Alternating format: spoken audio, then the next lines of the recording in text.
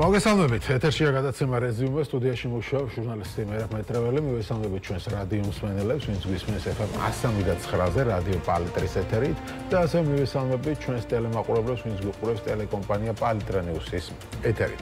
დღეს ჩვენს გადაცემაში თვითმმართველობაზე ვისაუბრებთ თვითმმართველობის მოახლოებულ არჩევნებზეც, უნდა მიიღონ თუ არა იქ ოპოზიციურმა პარტიებმა მონაწილეობა, თუმცა მანამდე ვისაუბრებთ თბილისის მერიის შესახებ, არის თუ არა თბილისის მერიაში კორუფცია. Როგორც იცით, ერთ-ერთმა ტელეკომპანიამ გამოაქვეყნა ჟურნალისტური გამოძიება, სადაც ჩანს, რომ მერიის ერთ-ერთ სიბრში დასაქმებული არიან ცნობილი მომღერლები, თემურ თათარაშვილი, თაკო გაჩეჩილაძე და სამსახურში ისინი, ან არ დადიან, ან იშვიათად დადიან. რა ხდება, არის თუ არა ეს დაახლოებით იგივე სქემა, რის გამოც თავის დროზე გიგი უგულავა იყო გასამართლებული, გახსოვს, მაშინაც აი ესე ფიქტიური დასაქმების გამო იჯდა გიგი უგულავა ციხეში. როგორც მე იქ სიპის თანამშრომლები პასუხობენ, ისე ამბობენ, რომ ამ ადამიანებს აქვთ თავისუფალი გრაფიკი და შესაბამისად სახლიდან მუშაობენ. მოკლედ, რა ხდება? საკრებულოს წევრები იქნებიან ჩვენი სტუმრები. თბილისის საკრებულოზეა ბუნებრივია საუბარი, ანა გოგოლაძე, კოალიცია ცვლილებებისთვის წევრი და ვატო სულგულაძე, ძლიერი საქართველოსთვის წევრი. მოგესალმებით. მადლობა გადაცემაში მონაწილეობისთვის.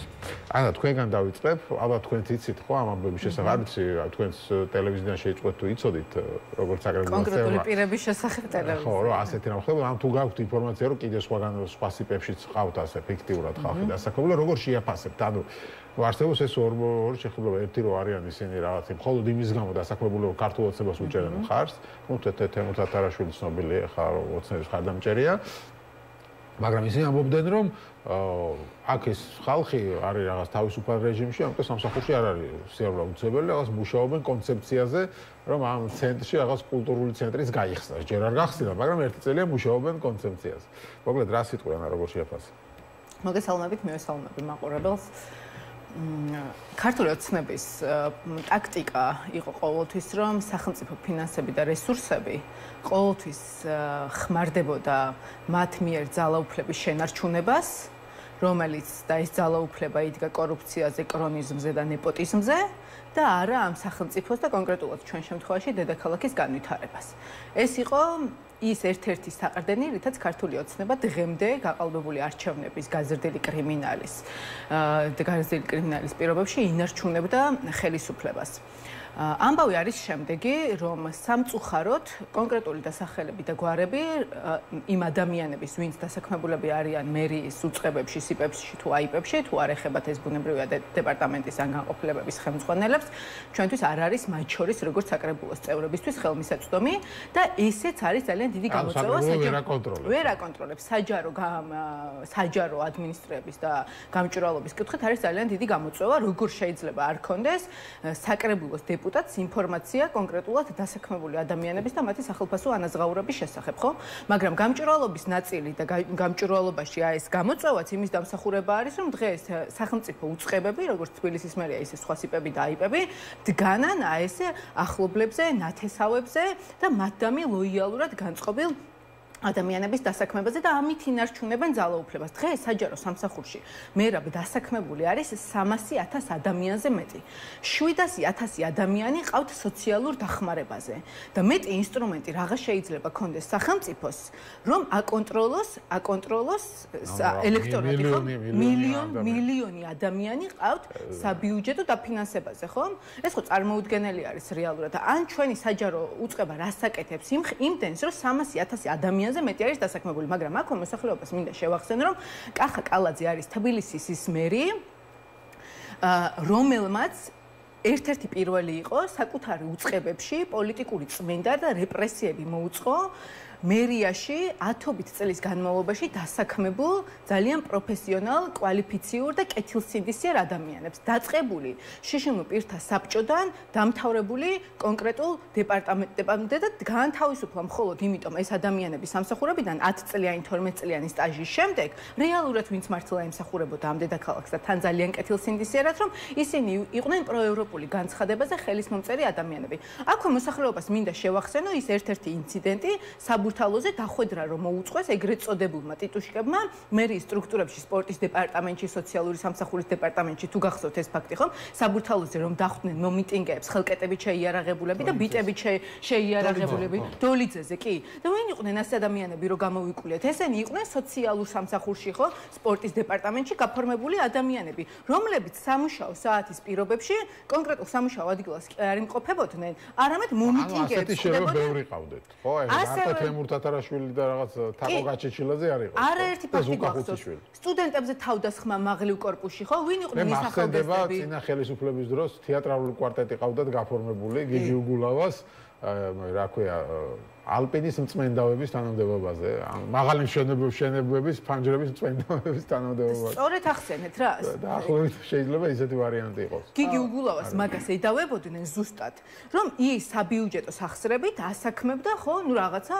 ეს кейსი იყო კახიკალაძეს აუცილებლად მოუწევს ამაზე სამართლებრივი პასუხისგაცემა დღეს თუ არა ხვალ იმიტომ ეს არის ხალხის ფულის და ბიუჯეტის არამართლზომიერი ხარჯვა და ფლანგვა და მოსახლეობა შევახსენებ გუშინ ჩაიკოვსკის 12 ნომერში ჩამოინგრა სახლი საბედნიეროდ მსხვერპლი არ მოყოლია ეს იყო კულტურული მემკვიდრეობის ძეგლი და თბილისის მერია არის ის სტრუქტურა რომელიც წლების განმავლობაში პრობლემა ხო ესე პროპორციულად იზრდება ავარიული სახლების და კულტურული მემკვიდრეობის ძეგლების გამოწვევა გვაქვს სერიოზული დედაქალაქში და ეს უბრალოდ ჩვენი ავთენტურობის ნაწილი კი არ არის მხოლოდ ადამიანის სიცოცხლესთან ჯანმრთელობასთან არის დაკავშირებული და მაგალითად 2021-ში ესეთი სახლების ავარიული სახლების რეაბილიტაციაზე 13 მილიონი თუ იყო გამოყოფილი დღეს 7 მილიონია მაგრამ სამაგიეროდ პირდაპირ პროპორციულად იზრდება ისეთი საბიუჯეტო სახსრები, როგორც არის მათი ახლობლების, ნათესავების და ლოიალური ადამიანების დასაქმებაც ეს არ არის, უბრალოდ გაფორმება და სუბსიდიაზე დასმა საბიუჯეტო სახსრების ხარჯზე.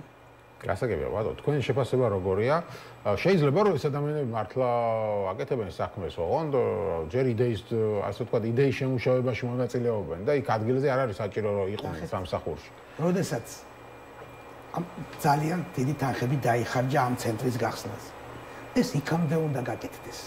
იდეებით, პროექტებით, რას გააკეთებს, ვინ გააკეთებს ეს.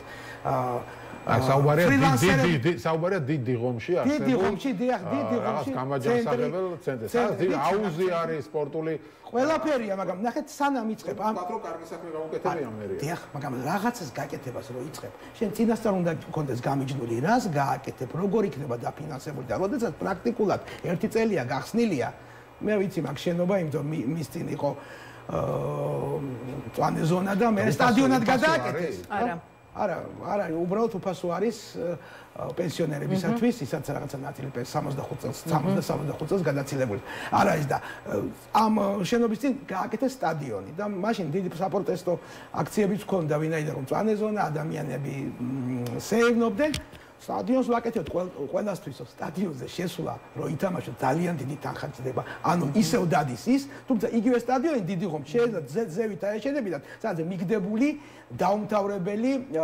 დაუმთავრებელი რაგბის სტადიონი ზუსტად ეს ნეპოტიზმი აქვს ნეპოტიზმი არის თუმცა ნათესავებს ეხმარები კრონიზმი არის თუმცა მეგობრებს ეხმარები აი ეს არის ტიპიური თუ პარტიულ მხარდამჭერებს ეხმარები იქ ნუ კრონიზმია მე იგივეა რა კრონიზმი ნეპოტიზმი ამაზე და კიდევ ამბობ, რას ქვია დისტანციურად მუშაობა. იქამდე უნდა იმუშავოთ, იქამდე უნდა შეემუშავოთ და ეხლა უნდა აკეთებდნენ უშუალო საქმეს, მუსიკას ასწავლიდან თუ ცეკვას თუ ბალეტს, ეხლა უნდა აკეთებდნენ უკვე და არა იმის შემდეგ, რაც გაიხსნა და ხელ. წარმოიდგინეთ, წლების განმავლობაში ერთი ადამიანის უმწევ ადამიანი, რომელიც სარგებლობს უფასო სასადილოებით, ლარი და 70 არის დღეში გამოყოფილი. ყველამ ვიცით, ხინკალი, ერთი ხინკალი 2.20 ნაკლები არხებს. ყოველდღე თბილისის გაწყვეტებული კვების არიზდება ეს ფასი ლარი და 70 და ამავე დროს გაჩეჩილაძეები და თარაშვილები ღებულობენ ხელფას არაფერში ეს ზუსტად იგივეა როგორც იძახიან 9 წელიწადი ზუსტად იგივეა რასაც აკეთებდნენ როდესაც ასაქმებდნენ თავის მეგობრებს თავის ახლობლებს საქართველოში არის მუნიციპალიტეტები, სადაც თანამშრომლები საჯარო დადიან რიგრიგობით, რატო? ადგილები არ ყოფნის. ერთი თანამშრომელი და 2 შაბათს, 4 შაბათს პარასხევს, მაგიდა არ არსებობს რომ დაждდეს კამი. არის რამოდენიმე მუნიციპალიტეტი. ჩვენ თბილისში არა, ერთ-ერთი სამეგრელოც ერთ-ერთი მუნიციპალიტეტია და თუ იმდენი ყავთ გაფორმებული. იმდენი ყავთ გაფორმებული რომ სკამი არ არსებობს და ამიტომ რიგრიგობით დადიან. ან არ დადიან საერთოდ. იგივე ოზურგეთი რო ავიღოთ 300 წინა ხელისუფლების არა ვარ მაგათი, მაგრამ 300 ადამიანი, 1200 ადამიანი მუშაობს ოზურგეთის 300-დან გაზარდეს 1200. ცოტა შეიძლება მეტი იყოს, მაგრამ რა მნიშვნელობა აქვს 1200 ოზურგეთის მუნიციპალიტეტში. თქვენ წარმოგიდგენთ და ოჩოხოტაური რო ავიღოთ 17000 მოსახლეა სულ და არის 11000 სიღარიბეს ზღვარს ქვევი ცხოვრობს და ღებულობს სოციალურ დახმარებას. კიდევ ამბობ, აი ამ ხელა დიდი ფულია ეს, გადათვალეთ. მოდი ეს ფული გადავანაწილოთ, როდესაც 40% ბავშვების როგორც სტატისტიკა გვაჩვენებს, შიმშილობს და შენ ასაქმებ თათარაშვილებს და მისნაირებს. გონი ამას სიტყვასაც ვერ პოულობ რა ეპიტეტი შეუთავ ამას და მე კიდე ამეთი ტრაბახობ. ჩვენ რა მაგარისა კი ძალიან კარგია რომ ცენტრი გაიხსნა, ცენტრი არ არის უფასო, არის უფასო პენსიონერებისათვის, ისაც რომელი პენსიონერი მივაკიდოთ დიდი ღომში რომელ რაიონიდან არც დიდი რაოდენობა და ესაც საინტერესოა რომ გამოვიკვლიოთ, თუმცა კიდევ ამბობ, რამდენი შეკითხვა გავაგზავნე, განსაკუთრებით ბოლო დროს გაუგზავნე ქალაქის რაიონების გამგებლებს, გაუგზავნე უშუალოდ მერს, მე პასუხი არ მომდის. როდესაც ვალდებულები არიან 10 დღეში, ყოველ შემთხვევაში პასუხი გამომიგზავნე, რომ ჩვენ ვარკვევთ ამ საკითხს და პასუხი გექნებთ. არც მაგაზე არ მცემენ პასუხს და რაზე უნდა ვისაუბროთ? არ იცით რა, მე მიკვირს რომ რაღაცა მიკვირს, უკვე არაფერი არ მაკვირვებს ამ ხელისუფლების კი ბატონო, ზოგადად საკრებულოს წევრები უსწრებს ბევრს საუბრობთ კორუფციაზე მერიაში. ეხლა სხვადასხვა ვიცე-მერი გადაიყვანეს ხმალაძე და მასთან დაკავშირებით იყო ბევრი კითხვა. იგივე ახსენე ერთ-ერთ ტელევიზია, იქ ჟურნალისტურ გამოძიებაში წინა კვირას იყო მისი რაღაც სახლის შესახებ რეპორტაჟი. ნუ ასე ამტკიცებს ყოველ შემთხვევაში ის ტელეკომპანია, რომ მისი სახლი თუმცა სხვაზე იყო. არ თქვენ იცით თუ არა ამ სახლის ამბავი. ანუ რამდენად გაქვთ ესეთი ფაქტები რომ მერიაში რაღაც კორუფცია არის. კი ბატონო, მეოთხე წელი სრულდება ჩვენი საკრებულოში საქმიანობა შეიძლება ითქვას და თამამად შეიძლება ვთქვათ, რომ როგორც ჩვენ, ასევე ლელოს ერთობლივი თანამშრომლობი და სხვა პარტიებს, რომლებიც წარმოდგენილები ვართ საკრებულოში, არაერთი საქმე გვაქვს შეტანილი პროკურატურაში და განცხადებით მიმართული, დასაბუთებული აუცილებლად, რომელიც შეიცავს შესაძლო კორუფციის სქემებს. იქნება ეს მიწების მონაცვლეობით დაწყებული, ხომ ძალიან მარტივია, თითქოს კოეფიციენტების მომატებით დამთავრებული და სამშენებლო ნებართვების გაცემით დასრულებული, ხომ? დღეს თბილისის მერია კახი კალაძის თაოსნობით არის ის უწყება, რომელმაც დედაქალაქი აქცია სამშენებლო პოლიგონად და ლობირებს მასთან დაახლოებულ მშენებლებს და სადაც აბსოლუტურად უგულველყოფილი არის ამ ქალაქის და ამ ქალაქის მოსახლეობის ინტერესები. მე ვერავინ ვერ დამაჯერებს მასში, როდესაც თბილისის მერია მიიღო გადაწყვეტილება, რომ ყოფილი იპოდრომის ტერიტორიაზე, სადაც 2600 ნარგავი, ძირი, ხიარი, მრავალწლოვანი და რომლის გადმოცემასაც სპირდებოდნენ მრავალი წლის განმავლობაში, ყოფილი ლაგუნა ვერეს ტერიტორია, რომელიც არის ამ ქალაქის ავთენტურობის ნაწილი და ისტორიის ნაწილი არის, ხომ რეალურად და რომელიც ასევე დედაქალაქის უნდა ყოფილიყო, რომ ამ კონკრეტულ ჯერ მხოლოდ ეს არის გახმაურებული მშენებლობები, ახლა ჩვენ კონკრეტულ მონაცვლეობებზე არ ვისაუბრებთ, იმიტომ მოსახლეობის შეიძლება არ იყოს საინტერესო, რომ ამ კონკრეტულ საქმეებში მიღებული გადაწყვეტილებები არ უკავშირდება შესაძლო კორუფციას, ხო? როგორ შეიძლება იპოდრომის ყოფილი ტერიტორია, რომელიც არის ერთ-ერთი აი მცირე მწვანე სივრცეებიდან და ქსოვილებიდან, ხო, რომელიც დედაქალაქს შემორჩენია მცირე ქსოვილებიდან გაყიდულიყო, ეს ხეები უბრალოდ ამოიღოთ აქედან და 7-70 სართულიანი კორპუსი დაედგათ, ხო? კორუფცია არის, აბა რა არის? ჩვენ მათ შორის ბევრი საქმე გვაქვს ისეთი პროკურატურისთვის გადაცემული, სადაც ხმალაძე ფიგურირებს, რომელიც დღეს ჩამოაცილეს თბილისის მერიას. ჩამოაცილეს თუ დააწინაურეს, ახლა მინისტრის მოადგილეობა იუსტიციის ჩემი აზრით გაცილებით ხმალაძე უნდა ვთქვათ, რომ ხმალაძე იყო ის ადამიანი, რომელთანაც კალაძე და ხმალაძესთან ყველაზე მეტი შესაძლო კორუფციის სქემები ასოცირდებოდა ხოლმე და ხმალაძე იყო ის ადამიანი, ვინც პირადად საკრებულოში მოსულით ლობირებდა კონკრეტულ მონაცვლეობებს თუ ასე შემდეგ. ძალიან ბევრი იყო ესეთი სადაო საკითხი. და უბრალოდ ჩამოაცილეს ესეთი ფულის კეთები შეიძლება ითქვას ამ შემთხვევაში და გადაიყვანეს სხვა ნაწილში, მაგრამ ეს იმას არ ნიშნავს, რომ ხმალაძე მისთვის ჩვეულ ქცევას არ გააგრძელებს. არა აქვს მნიშვნელობა თბილისის მერიაში იქნება იუსტიციის მინისტრის მოადგილე იქნება თუ ჯანდაცვის მინისტრის მოადგილე იქნება, ის ერთ-ერთი ყველაზე კორუმპირებული თბილისის მერი იყო და ძალიან ბევრი კითხვის ნიშანი მერის მოადგილე, ხო, და ბევრი კითხვის პასუხგაუცემელი შეკითხვები არსებობს მის საქმიანობასთან დაკავშირებით ამ შემთხვევაში. მაგრამ ყველაზე მძიმე აქ არის ის, რომ ჩვენ გვახსოვს არაერთი შემთხვევა, რომელიც ფატალურად დასრულდა, ტრაგიკული შემთხვევები, სადაც ზედაპირზე იყო, მათ შორის ჟურნალისტური გამოძიები და ჩვენს მიერ მოპოვებული ინფორმაციებით, ხომ? იგივე ვაკის პარკის ტრაგედია, კონკრეტული პირების და მაღალჩინოსნების უპასუხისმგებლობა და არავის პოლიტიკური პასუხისმგებლობის საკითხი იმ კონკრეტულ შემთხვევებში არ დამდგარა. და ეს უნდა ითქვას, რომ ეს არის კორუფცია, უბრალოდ ის არ არის, რომ ვიღაცა ჯიბეში ფულს იდებს. კორუფცია არის ის და იმაში ვლინდება, რომ უკვე დედაქალაქში სიარული ეშინია ყველას. და თუ ვინმეს გაუმართლა და ლუქი საკანალიზაციო ლუქში არ ჩავარდა, ავარიული შენობიდან რამე გადმოვარდნილი არ დაეცა და ასე შემდეგ, ხომ რეალურად ეს გამართლების საკითხი არის. დღეს ამ ქალაქში უსაფრთხოება გამართლებასთან არის დაკავშირებული. კორუფცია ამაში ვლინდება რეალურად, რომ როდესაც წვიმს, აი წვიმაზე გვეშინია, ხო უკვე? წვიმის გვეშინია. სტრესთან დაკავშირებული რეალურად ამ ქალაქში. კორუფცია მეტი არ არის. თქვენ აღნიშნეთ, რომ კარგი საქმე გაუკეთებიაო, დიღმის კომპლექსი რო აშენაო. 2 მილიარდზე მეტი აქვს ამ დედაქალაქს ბიუჯეტი და ერთი კი არ უნდა გქონდეს ეგეთი სპორტული კომპლექსები ამ შემთხვევაში. ყველა უბანში უნდა იყოს თანხა მიზანმიმართულად რო იხარჯებოდეს. უფასო შეიძლება ყველასთვის არა, მაგრამ სოციალურ დაუცველებისთვის და ასე შემდეგ. ბავშვებისთვის. იმ დღეს იყვნენ სკოლის მოსწავლეები, მუნიციპალურია, ხო? ხდებოდი სკოლის მოსწავლეებს. აუდიტორიაში მეჯდა დაახლოებით 50 მოსწავლე და ვკითხე, რომ სპორტზე რამდენი დადიხარ თქო. 6-მა ბავშვმა აიწია ხელი. დანარჩენისთვის სპორტი არის დღეს ფუფუნების საგანი. სამწუხაროდ და არა და მერიის და მუნიციპალიტეტების პირდაპირ ვალდებულება არის, რომ მასობრივი სპორტი იყოს ხელმისაწვდომი. 2 მილიარდიან ბიუჯეტის მქონე ქალაქში სპორტი ფუფუნება ბავშვებისთვის და სოციალურად დაუცველი ადამიანებისთვის არ უნდა იყოს. და მადლობას არ უნდა ვუხდიდეთ მერიას იმის კეთებაში, რაც მათი პირდაპირ მოვალეობა. ფულს კორუფცია რო არ ჭამდეს, დღეს იმაზე მეტი სიკეთე გვექნებოდა საჯარო სიკეთეების სახით, იქნებოდა ეს პარკები, სპორტული მოედნები თუ ასე შემდეგ, ვიდრე აქვს დედაქალაქს. კი ბატონო, თქვენ რას ფიქრობთ, გააქვთ რამე ფაქტები კორუფციის მერიას? იცით რა, კორუფციის ფაქტები საკმაოდ გვაქვს შეტანილი პროკურორი, მაგრამ არავინ მაგას ყურადღებას არ აქცევს. კიდევ უბრალოდ ვაკის პარკის ტრაგედია, რეალური ტრაგედია და პასუხი არავინ არ აგო ამაზე. თუმცა მე მახსოვს რატომაც მოხდა, იყო გამოსვლები, იყო პროტესტი და კალაძემ ჩათვალა, რომ რაღაცის უნდა გაენეიტრალებინა, როცა არ უნდა გახსნილიყო ჯერ ვაკის პარკი. დღემდე შედით ვაკის პარკში და რას გავს. მაშინ იყო 11 მილიონი გამოყოფილი. ეს შადრევანი არც მუშაობს დღეს. არც მუშაობს ხო და. კიდე გამოცხადებოდა. და გარდა ის კასკადი რომ უნდა ყოფილიყო. 11 მილიონი იყო მაშინ როცა ეს ტრაგედია მოხდა ვაკის პარკში. 4ჯერ გაზარდეს ბიუჯეტი.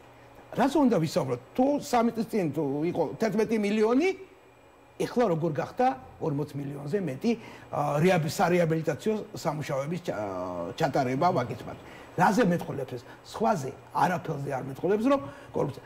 იცით რა, აუდიტის სამსახური რამდენად გასაკვირი არ უნდა იყოს. მე ძალიან კმაყოფილი ვარ, როგორ მუშაობს აუდიტის სამსახური. ელემენტარულად რა ავიღოთ მათი დასკვნები, მათი გამოძიებები და ჩაატარეს.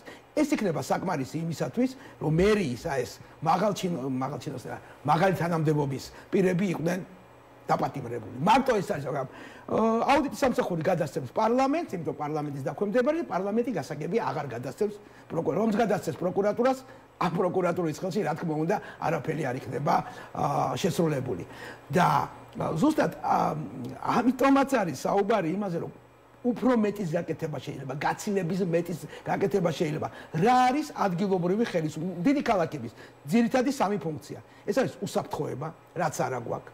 ეს არის სატრანსპორტო პრობლემის მოგვარება და ალბათ იცით, 1 საათით ადრე გამოვედი, კი არა, საათ ნახევრი და თქვენ მოვსულიყავი, რომ დროზე მოვსულიყავი გადაცემა, რომ არ დამეგვიანებინა და მესამე არის სისუფთავე და ანუ რა ქვია, ნარჩენების ნაგვის არც ერთს არ ვაფსრულებთ. არც უსაფრთხოა ქალაქი, არც სატრანსპორტო პრობლემაა მოგვარებული და აღარ ვიძახი ქალაქის დანაგვიანებაზე. რუსთაველი და გმირთა მოედანი არის ყველაზე ჰაერი არის ყველაზე დაბინძურებული.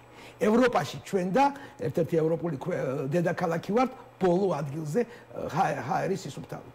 და ამაზე უნდა ფიქრობდეს ქალაქის მესვეურები, მერი და მთელი მერიის სამსახური და დაუბრუნდები ისევ ხმალაძეს საკითხს. გადაცემა იყო, სერიოზული გადაცემა, ალბათ ყველა უნახეთ და რეალურ ფაქტებზე და დააწინაურეს. შეიძლება კორუფციულად ესეთი მომგებიანი არ იყოს იუსტიციის მინისტრის მოადგილეობა, მაგრამ რატო გადაიყვანეს იუსტიციის მინისტრი?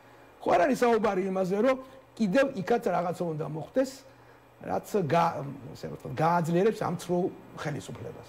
ხო, ამაზე ვისაუბრეთ, თქვენ არჩევნებს უკავშირებთ, როგორც მივხვდი ეს და არჩევნებთან დაკავშირებით გადაცემის რეკლამის შემდეგ ვისაუბროთ თვითმმართველობის არჩევნებზე, რა პერსპექტივები შეიძლება გქონდეს ოპოზიციას, მით უმეტეს თბილისში, იმიტომ რომ თბილისზე ამ 2025-ის არჩევნებში თბილისი მოიგო ოპოზიციამ და ბევრს აქვს ეს სუმება, რომ 20 და 21. ხო, და შეიძლება აზრი გქონდეს თბილისის პირის არჩევნებში მონაწილეობას. ამაზე რეკლამის შემდეგ ვისაუბროთ, მაგრამ რომ ეს ფაქტები და პრობლემები ამოვწუროთ, ასე ვთქვათ, რაც არის თბილისის მერიაში, ტრანსპორტი ახსენეთ, მშენებლობები ახსენეთ და ტრანსპორტი ერთი თემა და მეორე განსაკუთრებით ეს არის მშენებლობები, რომელიც მართლაც შეიძლება იყოს ამ ასე ვთქვათ ქალაქში პრობლემა და აინტერესებს ოპოზიციას საკრებულოში შესწავლილი თუ გაქვთ რაიმე დახარისხებული კონკრეტული საქმეები, კონკრეტული კომპანიები, კონკრეტული მშენებლობები, სადაც შეიძლება არსებობდეს ეს კორუფციული ინტერესები. ერთი კი ახსენეთ თქვენ. ერთი არ არის, ბევრი არის კი. მეცი.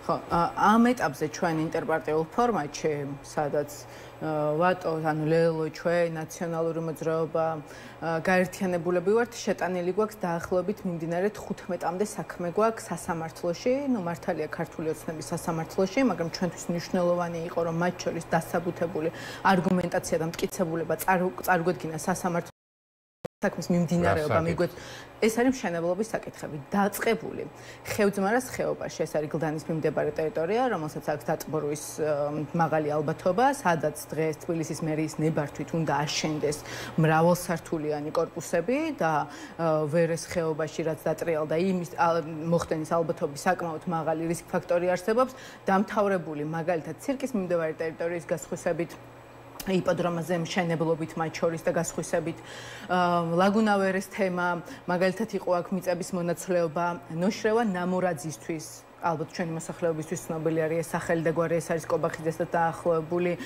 და ნათელ მირონობაში მყოფი ღარიბაშვილთან თუ კობახიძესთან ზუსტად აღარ მახსოვს ხომ ერთ-ერთი ყველაზე ესეთი ცნობილი მშენებელი არის ცნობილი იმიტომ რომ მას თბილისის მერიის ხელდასმით არაერთი პროექტი აქვს დედაქალაქში მათ შორის თბილისისთვის ძალიან არარელევანტური და თბილისის ურბანული ქსოვილისთვის აბსოლუტურად შეუსაბამო და ერთი არის ვაკეში ჩვენი საფეხბურთო მოედნის წინ ყველას ახსოვს ალბათ იქ იყო სპორტის უნივერსიტეტი ეს სპორტის უნივერსიტეტი გადასცეს ნოშრევან ნამორაძეს იმ პირობით რომ ეს ტერიტორია დაინგრეოდა იქ ჩადგებოდა ნოშრევან ნამორაძის 76 სართულიანი ცათამბჯენი თავისი ვერტმფრენის დასაჯდომით თავზე და ასევე უნდა აშენებული იყოს სპორტის უნივერსიტეტი ეხლა ირკვევა რომ იქ არანაირი სპორტის უნივერსიტეტი აღარ აშენდება და მთლიანი ტერიტორია გადადის ნოშრევან ნამორაძის მმართველობაში მაგრამ ყველაზე მძიმე კიდევ რა არის სადულინდება როგორც ნოშიკოს უფრო ეძახიან ხო ნოშიკოს კი ბატონო კონკრეტული საპარკინგის სივრცე რომელიც იყო დედაქალაქის ძირითადი ქონება დახარისხებული გვაქვს ხო დედაქალაქის ქონება და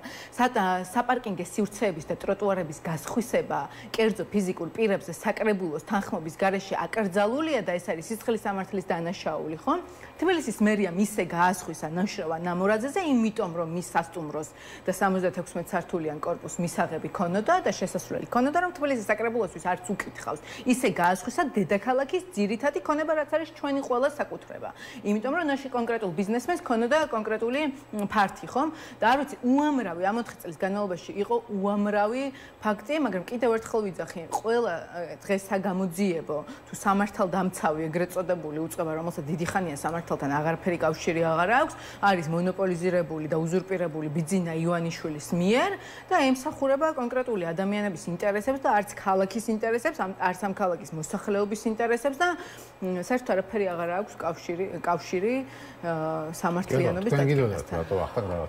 დიახ, მე ვარ გარემოს დაცვის კომისიის წევრი. თქო და ბოლო 1 წელია დღეს შესულდა რა ჩვენ ბოიკოტში ვარ, მაგრამ მე ყოველთვის ვეცნობ მასალებს, ვთილობ კომისიაზე დავდივარ, ხტომებზე არ დავდივარ ხოლმე. აი ამ 4 წლის განმავლობაში ძირითადად რა გამოდიოდა, რა საკითხები? ეს არის ზონირების ცვლილება. ქალაქმა ჩვენ გადავიხადეთ ძალიან დიდი თანხა, რომ შემუშავებულიყო ქალაქის განვითარების გენერალური გეგმა. ყოველ ხდომაზე მინიმუმ 20 ზონირება იცვლება. გენერალური გეგმა რა არის? კონსტიტუციაა. ეს არის ქალაქის განვითარების კონსტიტუცია. იმის ცვლილება სჭირდება ძალიან სერიოზული და უნდა ხდებოდეს ძალიან იშვიათად. პრაქტიკულად კი არა, ყველა იმაზე მინიმუმ 20 საკითხი, მე ყველაზე ნაკლებს ვიდახი, არის ზონირება. როგორ ზონირება, რაზე იცვლება, იცი? როგორ იცვლება? ის კი არა, რომ არის ძალიან იშვიათად, რომ თქვა რეკრეაციული ზონა და არა, რეკრეაციული ზონები მცირდება, იზრდება კოეფიციენტი, ესე ზონები, სამშენებლო ზონები, იზრდება კოეფიციენტები.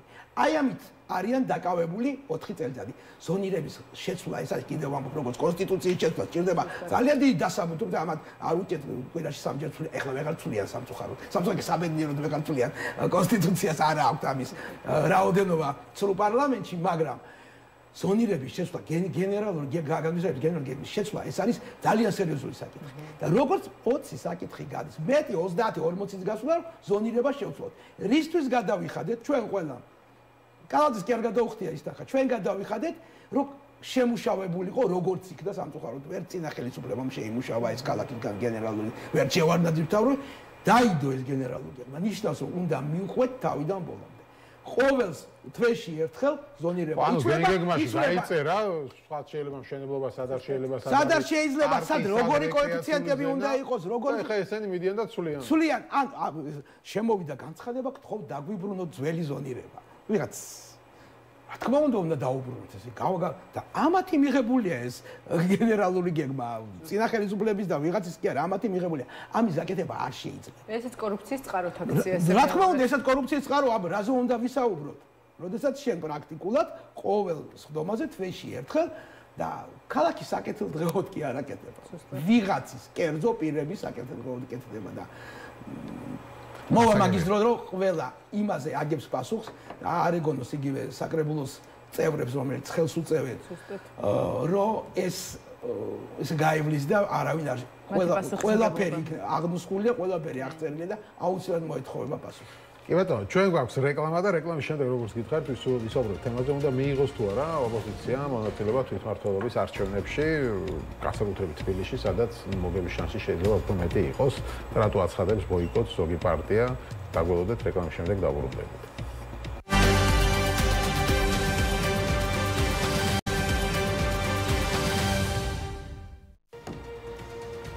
მაშასე ჩვენ დავბრუნდით ეთერში და როგორც გითხარით გადაცემის მონაწილეში ვისაუბროთ უკვე თემაზე ამდენად ღირს ადგილობრივ არჩევნებში მონაწილეობა ოპოზიციის მხრიდან რატო ამბობს ზოგი უარს ამაზე ზოგი რატო ფიქრობს და ჭოჭმანობს სწორედ თვითმმართველობის წარმომადგენლები საკრებულოს წევრები არიან ჩვენი სტუმრები ანა გოგოლაძე კოალიციას წევრების წევრი ვახტანგ სურგულაძე ძლიერი საქართველოს წევრი კიდევ ერთხელ მოგესალმებით და პირველ ნაწილში ვისაუბროთ კორუფციაზე და იმ ფაქტებზე რომლებიც აქვს ოპოზიციას და ასე ჟურნალისტებს მერიაში და ახლა ვსაუბრობთ არჩევნებთან დაკავშირებით.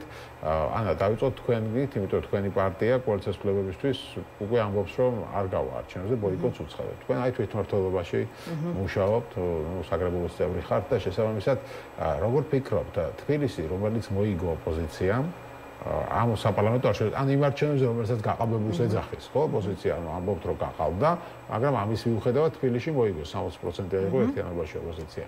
ხო, აქ მაინც რატო არ ღირს მონაწილეობა არჩევნებში, ბევრი ფიქრობს, რომ აი მერის კანდიდატს თუ შეათანხმებს ოპოზიცია, მას შეიძლება აზრი ჰქონდეს. უნდა შევთანხმდეთ იმაზე, რომ პროდესალურმა ძალებმა ამ ქვეყანაში არჩევნები მოიგეს და ქართულმა ოცნებამ ეს არჩევნები უბრალოდ მიიტაცა. თვითმმართველობის არჩევნებში მონაწილეობა იქნება ღალატი ყველა იმ შეთანხმების, ყველა იმ მიღწევის და აი ეს მიღწევა ძირითად ნაწილში გამოიხატება არაღიარების ნაწილში, რომ დღეს ეგრეთ წოდებულ მოქმედ ხელისუფლებას და რუსულ რეჟიმს ქართული ოცნების სახით არც ქვეყნის შიგნით და არც ქვეყნის გარეთ არ აღიარებს არავინ, არ არსებობს პროდასავლური ძალა, იქნებიან ესენი ოპოზიციური პარტიები თუ ჩვენი სტრატეგიული მეგობრები და პარტნიორები, რომლებიც აღიარებენ ქართულ ოცნებას როგორც ლეგიტიმურ ძალას. რა მიგვიყვანა აქამდე? მიგვიყვანა არ აღიარების ნაწილმა. თვითმმართველობის არჩევნებში არ მონაწილეობა არის ამათი არაღიარების პროცესის და ტაქტიკის გაგრძელება. ეს არის ყველაზე მნიშვნელოვანი. ჩვენ ეხა ფრაგმენტულად ერთ ქალაქს მოვიგებთ, მეორე ქალაქს მოვიგებთ, თუ 10 ქალაქს მოვიგებთ, ამას არ აქვს არსებითი მნიშვნელობა აბსოლუტურად. ქალაქის მერის თანამდებობა თუ წაართვა ოპოზიციაში. რა შვები დანარჩენ ნაწილში? რა შვები დანარჩენ ნაწილში, პოლიტიკური პატიმრების ნაწილში და საპარლამენტო არჩევნების ნაწილში. არჩევნებში შესვლა ნიშნავს იმას, რომ პირველი აღიარებ ამათ დანიშნულ CSKOS და არჩევნებს ისევ ატარებინებ კალანდარიშვილს. აღიარებ ყაველაშვილის მიერ გამოცხადებულ თარიღს და შესაბამისად შედიხარ 4 ოქტომბრის არჩევნებში, რომელიც არის ყაველაშვილის გამოცხადებული. აღიარებ ეგრეთ წოდებულ პარლამენტს და საქართველოს მთავრობას, ეგრეთ წოდებულს, ხომ? ეხლა წარმოუდგენელია, თვითმმართველობის არჩევნებში მონაწილეობა არის ამათი მმართველობისთვის ლეგიტიმაციის მიცემა. ეხლა მე მომისმენია არგუმენტები, რომ თუ არჩევნებში არ მივიღებთ მონაწილეობას, მაშინ რა ინსტრუმენტი აქვთ პოლიტიკურ პარტიებს, რომ ბრძოლონ პოლიტიკურ პროცესში და პოლიტიკურ პროცესში იყვნენ თანამონაწილეები. ზუსტად არ მონაწილეობა არის ჩვენი ინსტრუმენტი. მონაწილეობა კი არ არის გაყალბებულ არჩევნებში და წინასწარ კრიმინალური ჯგუფებით დაორგანიზებულ არჩევნებში. მონაწილეობა კი არ არის ოპოზიციის ინსტრუმენტი ამ შემთხვევაში, რომ ეს პროცესი გადავტეხოთ და ქვეყანა კრიზისიდან გამოვიყვანოთ. არჩევნებში არ მონაწილეობა არის ინსტრუმენტი ჩვენ ხელში, რომ გავაგრძელოთ არაღიარების პოლიტიკა. დასვა ეს შეკითხვა, ქარდები გამოვაქვეყნოთ, ბოიკოტის მერე რა ხდებაო? ხო, ზუსტად და არჩევნებში რო შედიან, რასაკეთებენ. გახარიის პარტიას ერთ-ერთმა წევრმა მაინც მითხრას, მათ ყავთ წევრები თბილისის და სხვა მუნიციპალიტეტების საკრებულოებში, მათმა წევრებმა რა ტიპის გავლენა მოახდინეს ადგილობრივი პოლიტიკის ფორმირებაზე. ერთი მაგალითი მითხრან, დღეს თბილისის დედაქალაქში ვართ ოპოზიცია წარმოდგენილი 21 ვარ და პროპორციული წესით ჩვენ მოგებული გვაქვს მათ შორის 20-21 წლის არჩევნებში ოპოზიცია მოვიგეთ პროპორციული არჩევნები, ქართულ ოცნებას ჰქონდა 19 მანდატი და ჩვენ ქონდა 21, მაგრამ ვინმე დამისახელოს ადგილობრივი პოლიტიკის ფორმირებაზე რა გავლენა გვაქვს? თუმცა მაჟორიტარებით გაჯვარ. ეხლა კიდევ უფრო როგორ გაათრიეს მე მკითხეთ, მე მონაწილეობდი როგორც მაჟორიტარი და ვიცი რაც მოხდა ძალით, თანხებით, მოსყიდვებით და დაშინებით. ხო, აქ ესე გაათრიეს ის 10 ეგრეთ წოდებული მაჟორიტარი თბილისში. ახლა კიდევ 25 გვინდა. ზუსტად ეგ მინდა შეცვალეს კანონი და გაზარდეს მაჟორიტარების რაოდენობა. 18 მარტს ვენეციის კომისიამ გამოსცა დასკვნა და თქვა, რომ თვითმმართველობის კოდექსში შეტანილი ცვლილებები, რაც გულისხმობს პირველ რიგში შემცირებულ პროპორციულ ადგილებს და გაზრდილ მაჟორიტარულ ოლქებს, ეს ნიშნავს იმას, რომ ქართულმა ოცნებამ თავის თავზე მოირგო 2025 წლის თვითმმართველობის არჩევნები. იმიტომ ჩვენ კარგად ვიცით, რომ მაჟორიტარულ ოლქებს განსაკუთრებით რეჟიმის პირობებში იგებენ მოქმედი ძალაუფლების მქონე პარტიები, ხო, ვისაც ძალაუფლება აქვს იმ კონკრეტულ მომენტში. ანუ ქართულ ოცნება თავის თავზე ირგებს საარჩევნო პროცესს და ამ პირობებში ვინ შეიძლება მითხრას რა მნიშვნელობა აქვს მთელი საქართველოს მასშტაბით თითოეულ საკრებულოში 2 და 3 წევრის გაყვანას. ერთადერთი ახსნა აქ მაგას. ეგ არის ვიწრო პარტიული ეგოცენტრული პოზიციონირება კონკრეტული პარტიების, რომლებსაც უნდათ ადგილობრივ რეგიონებში პარტია შეიძლება დაეშალოს. მაგრამ პარტია შეიძლება დაგვეშალოს კი არა, ქვეყანა შეიძლება დაგვეშალოს მერაბ. და ის რაც აქამდე მოგვიტანია და რისთვისაც გვიბრძოლია, ის შეიძლება განიავდეს და პარტიული სტრუქტურის შენარჩუნების მიზნით და 1-2 საბიუჯეტო დაფინანსებაზე მყოფი დეპუტატის ყოლის მიზნით აბსოლუტურად გაუმართლებელი არის ნებისმიერი ტიპის არჩევნებში გასვლა და კიდევ ერთხელ ვიმეორებ, დღეს ოპოზიციის ხელში რეჟიმთან ბრძოლის ყველაზე კარგი ინსტრუმენტი არის მათი არაღიარების ნაწილი და თვითმმართველობის არჩევნებში არ შესვლა, არის ამ არაღიარების ტაქტიკის გაძლიერება და გაგრძელება, ხომ, რომელიც აუცილებლად საგარეო მიმართულებით კიდევ უფრო მეტ წნეხს მოიტანს. მეგობარი აქტი დღეს რომ 80%-იანი მხარდაჭერით გავიდა სენატში ეს რისი დამსახურებაა? იმის, რომ ოპოზიციამ თავის დროზე გამოიჩინა ერთიანი პოზიცია და ბოიკოტი გამოუცხადა ადგილობრივ პარლამენტს. შეიძლება პროცესი ჩიხში შევიდეს, იმიტომ ამ პროტესტს არაფერი არ ჩიხში უფრო შევა თვითმმართველობის არჩევნებში მონაწილეობით. ჩიხში უფრო შევა თვითმმართველობის თვითმმართველობის არჩევნებში ოპოზიციის მონაწილეობით. რატომ? იმიტომ, რომ ჯერ ეს ერთი ოპოზიციური ერთობა იშლება ამ ნაწილში, განწყობების ნაწილში ფრუსტრაცია შემოდის და კიდევ ერთხელ ვიმეორებ, CSKOS-ში და არჩევნების ჩატარების წესებში რა ცვლილებები მიიღეს, ელემენტარული დამკვირვებელს ვერიფიკაციის აპარატთან დგომა აღარ შეეძლება და პროცესის თვალის მიდევნება და ვინმეს ილუზია აქვს, რომ ამ პირობებში ოპოზიცია არჩევნებს მოიგებს, წარმოუდგენელია. რატო ვახტავთ? თქვენი პარტია ლელო ჯერ არ ამბობს არაფერს და რატო რას ელოდებით? არაფერს მაგაზე არ არის საუბარი, ჩვენ მიგვაჩნია, რომ ეს არის ზუსტად საუბარი ახლა ადგილობრივ არჩევნებზე არის ქართული თუ რუსული ოცნების ნარატივის გაძლიერება, თემის გადატანა. ჩვენ ხშირად ამბობ, აი თქვენ დაიწყეთ მზადება და დადიხართ რეგიონებში. მე ვარ ეგრეთ წოდებული გურიის რეგიონის პოლიტკურატორი ლელოდა. მე ნოემბერში ყოველ თვე 5 დღე ვატარებ მე შესაბამისად რეგიონში. ხვდები არა მარტო ჩვენ პარტიის მომხრეებს, ხვდები ვეტერანებს, შეშმ პირებს, უბრალოდ მოქალაქეებს, იგივე მამკახაზრაძე და ბადრი ჯაფარიძე, კახეთშიც იყვნენ იმაში. ეს არ ნიშნავს, რომ არაფერს ეს ნიშნავს იმას, რომ პარტია მუშაობს. პარტია როგორც ჯარი უნდა იყოს მუდმივად მზად ომისათვის, ასევე პარტია უნდა იყოს მზად არჩევნებში. ჩვენ საპარლამენტო არჩევნები თუ ეს არის ყველაზე მნიშვნელოვანი. საპარლამენტო არჩევნები და იმ ადამიანების ციხეში ყოფნა, რომელიც ახლა არიან, აი ხუნტა აკეთებს, ეს ხუნტა, სხვანაირად, ხუნტა აუცილებლად კი არის სამხედროები იყვნენ და სამხედრო გადატრიალება მოხდეს. ხუნტა არის ახლა რაც ქვეყანაშია. ამიტომ ჩვენი ამოცანაა ძირითადად ეს არის ახალი საპარლამენტო არჩევნები და რა თქმა უნდა ამის ფონზე აი ამ ადამიანებს თუ ჩვენ თუ ადამიანებს არ დავიცავთ, ჩვენ თუ შობლებს გვერდში არ დაუდეკით.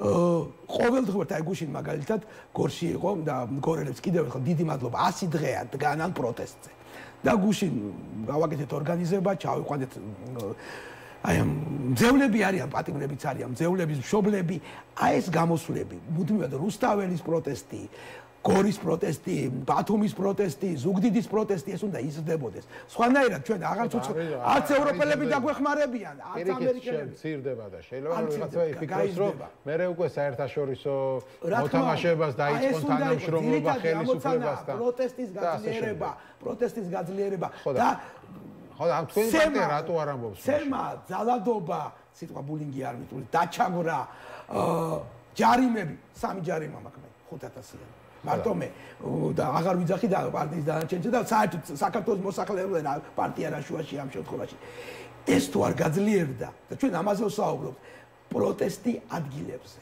პროტესტი თბილისში და ამ შემთხვევაში გვექნება მართლა ძალიან სერიოზული თქვენი პირადი პოზიცია როგორია უნდა მიიღოს მონაწილეობა არჩევნებში ოპოზიციამ თუ არა იცი რა მე ჩემი პოზიცია არის რომ ჩვენ გვჭირდება ხალხის გამოშვება ციხიდან და საპარლამენტო არჩევნების ჩატარება სხვანაირად ამ ქვეყანას არ მაგრამ ჩვენი პარტია რატო იკავებს მაშინ თავს საბოლოო პოზიციის გახმოვებას იცი როგორი მომენტია ამაზე არ ვსაუბრობ და ჩვენ ვსაუბრობთ საპარლამენტო არჩევნებზე საპარლამენტო არჩევნებზე ვარ საუბრობთ ჩვევა ჰაერში გამოკიდებული საკითხი ძალიან დიდ პრობლემების წინაშე დავდგებით მე რასაც გინდა იძახე ისაუბრე და მიგვაჩნია რომ ამაზე საუბარი ეს არის ზუსტად ისევ და ისევ და ვერ ვიტყვი რომ ძალიან ბევრ რაღაცას ძალიან ჭკვიანურად აკეთებენ ეგრეთ წოდებული რუსული ოცნების მესვეურები რასაც მიმაჩნია რომ ქვეყანას აღარც კობახიძე მართავს და ივანიშვილი ეს ვერ იმართავს სლუჟბა внешней разведки ნარიშკინის უწყება მართავს ჩვენ ქვეყანას და ეს არის ყველაზე დიდი პრობლემა და არა რაღაცა